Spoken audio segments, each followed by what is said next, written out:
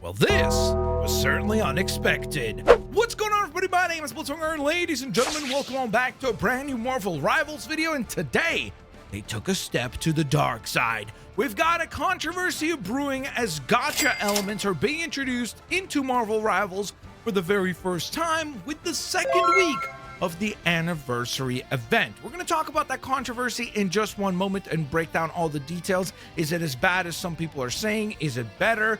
We're going to find out. But on top of that, there's a lot of good stuff to talk about as well, including some free rewards in the form of a title card, units. Everybody loves free units, so that's going to be an absolute blast to go ahead and add. We've got a brand new Luna Snow skin and an exciting extension to Marvel Zombies.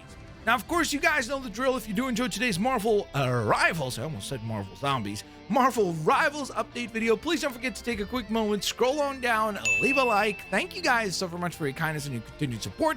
Let's aim for 1,000 likes on today's video. And without further ado, let's dive into the news.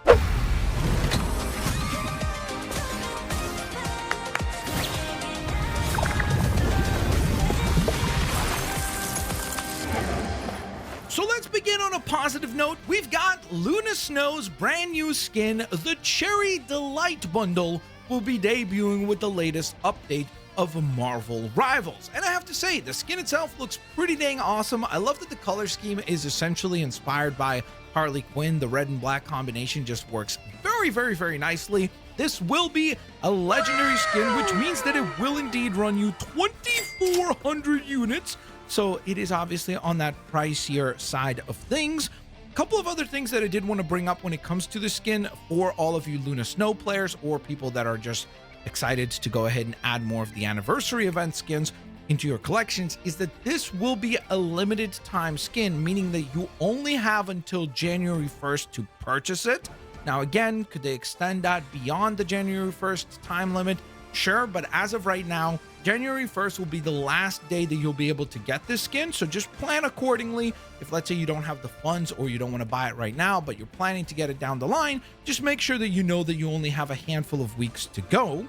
On top of that, they did go ahead and confirm a couple of the chroma designs for this skin that will be debuting along with its drop. So we have this kind of turquoise variant, and then sort of, I guess, like a brownish color scheme as well. So if you prefer those colors, those will be available to you for purchase too. And the one other final detail I wanted to mention is that we will also be getting an emoji combo bundle as well. So if you like the emojis for Marvel Rivals, you'll be able to go ahead and snag that as well.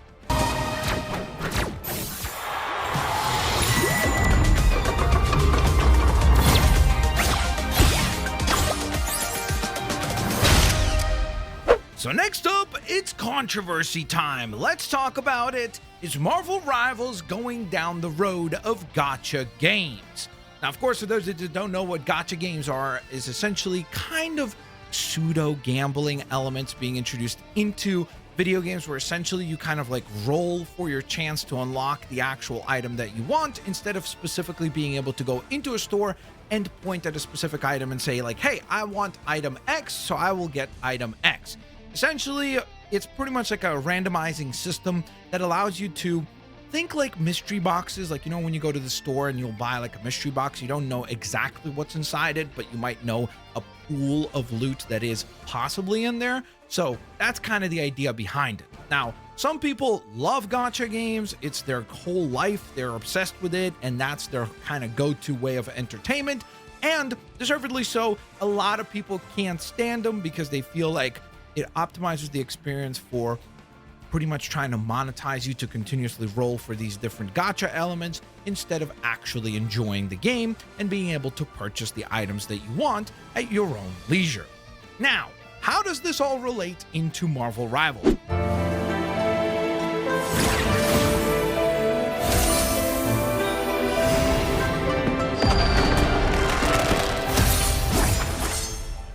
Or to week 2 of Marvel Rivals. Well, first and foremost, they did introduce this absolutely beautiful new daring Daifuku version of the Psylocke skin. And I have to say, the skin itself, I have no criticisms for it. In fact, it was really smart to attempt this whole Dyne grand opening event with Psylocke and this specific skin because it does look really, really good. So I think that a lot of people will be attempting to unlock it.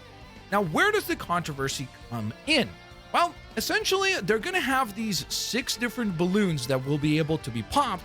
And as you pop each one of the balloons, you're going to be rewarded with a certain item, whether that be the skin itself, or it could be additional items like the spray or the MVP screen, like, the typical things that we expect from a bundle in Marvel Rivals. Now, the controversy comes in the fact that each one of the balloon pops is going to cost you 100 units. Now, they didn't clarify the exact scaling of the costs, but they basically did specifically phrase the following thing. They said, you could get it all for just 100 units, meaning that when you go pop a balloon, if let's say you got lucky and on your very first pop, you get the skin, it will automatically unlock the entire bundle.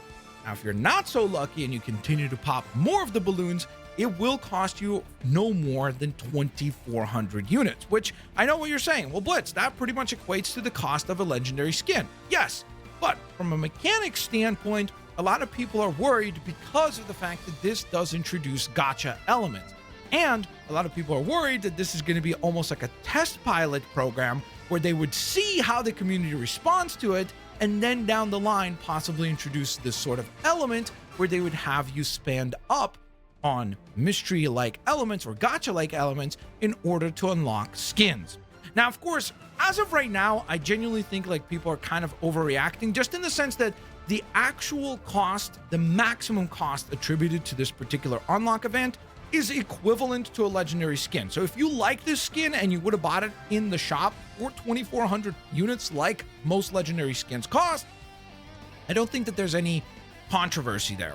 I do understand, though, that it is a valid concern by some people to say that should this become popular, or should they see that people enjoy this particular method of unlocking things, they would then maybe consider introducing gacha elements down the line, which would obviously completely mess up the economy of the game completely, because if gacha elements are introduced and if they're successful, we could certainly see a pretty big difference in Marvel Rivals quite quickly, where they begin to optimize for gacha elements instead of a traditional a la carte system that we're used to. But ultimately, I do want to hear from you guys. What do you think of this? Do you think that it's a problem? Do you think that it could become a problem? Because I think those are two very different things. I personally think that this is not a problem at launch here. I think that this is kind of a cool idea to maybe, I guess, do something different for the anniversary event. But I also, again, I will admit and concede the point that this could evolve into a problem if they go down the gacha route. Oh, and one thing I do want to mention before we move along from the Daring Daifuku costume is that they did go ahead and announce that it will have a few chroma variants or custom colors available. So if you don't like the default kind of like pinkish, I guess, color scheme, you can go with a purple design or a green one as well. So nice variety there available. And by the way, I will say the skin itself is absolutely brilliant, as is the MVP and everything around it. So it definitely does deserve the legendary status.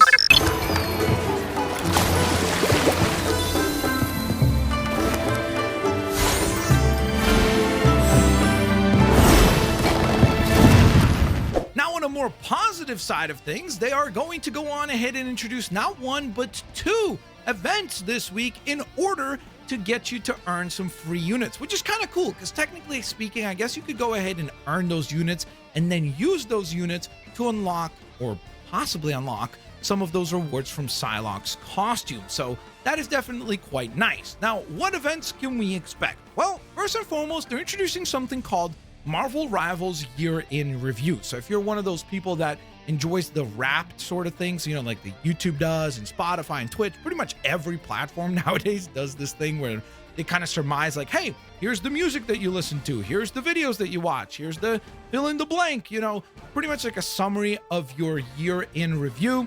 They're going to be doing a similar thing for Marvel Rivals. I assume that it will probably have like a summary of like, hey, here's the character that you won with the most, here's the character that you did the most amount of damage, like those kinds of things.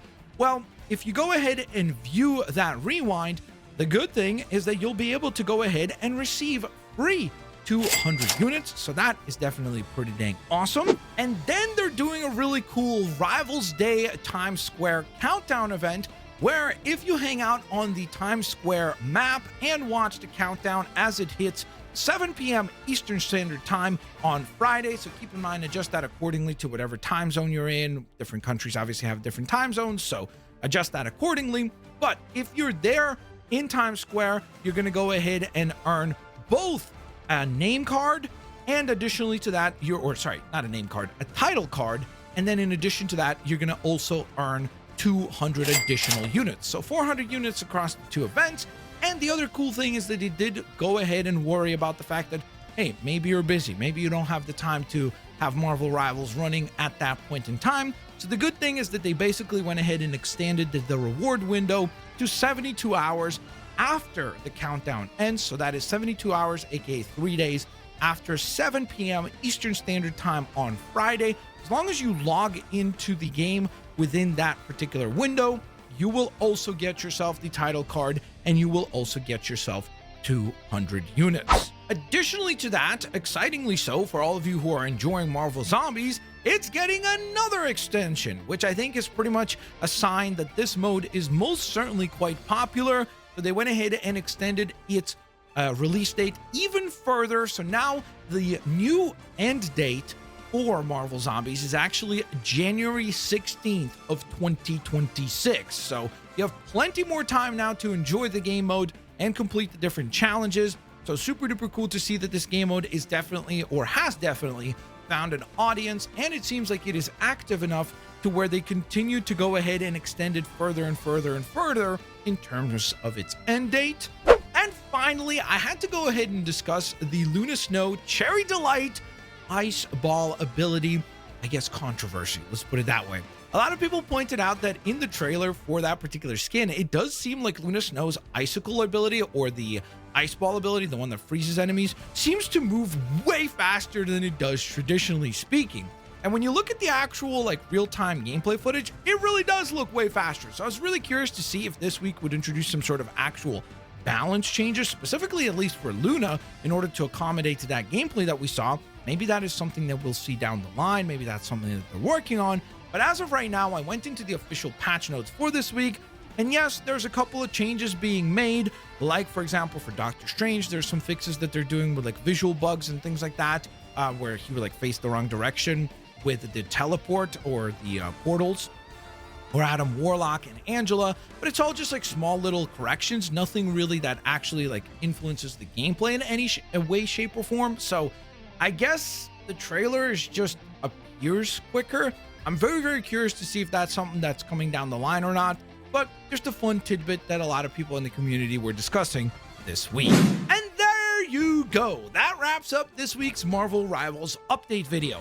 Let me know what you guys think. Are you excited about Wave 2 of the anniversary event? How do you feel about the whole gacha controversy? Do you like it? Do you dislike it? Are you worried about the future of Marvel Rivals becoming more of a gacha game than it has been? And of course, like always, guys, if you do enjoy today's video, please don't forget to take a quick moment, leave a like, make sure that you're subscribed, and turn on your notifications. That way you are up to date with every single weekly Marvel Rivals update video, including next week's. Thank you guys so very much for watching. I hope y'all have an absolutely fantastic rest of your day. Peace out. See you later, alligators. Bye-bye, everybody.